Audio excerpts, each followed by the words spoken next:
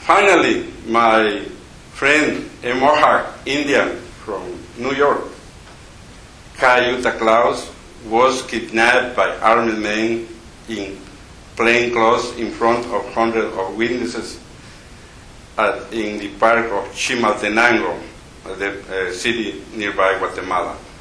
Later, his dead body appeared severely tortured in the streets of Antigua. I was very close to him working in organic farm cooperatives. So many of those people fled, and then many of their people in Guatemala were killed, bombarded. Many of them were taken into the churches or school, and they were burned alive. So there was no choice; they had to leave. And those people were in Indiantown, were in Mocali, were in Homestead, and different agricultural areas, and also in Arizona and California. The culture here, of course, is very important. That makes them to survive.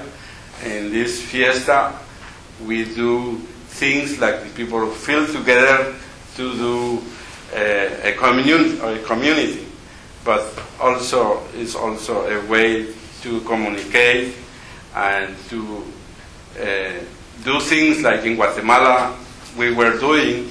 The migration of women comes at a very high cost. Since the separation of families for years, I think it explains in part the growth of gang violence in Guatemala and other Central American countries. Yet the benefit for women is that here, in this country, they can break away from the cycles of gender violence that regretfully permeates the Guatemalan society. And we have this indigenous migration, Mayas from Guatemala, Mayas from Mexico. We're getting some indigenous groups from Oaxaca, Mexico. And I do feel they need special attention because their conditions are very vulnerable because they come from places of extreme poverty. What do you feel? Yes, Indian people don't leave their lands, but they are forced to leave, so they have to come.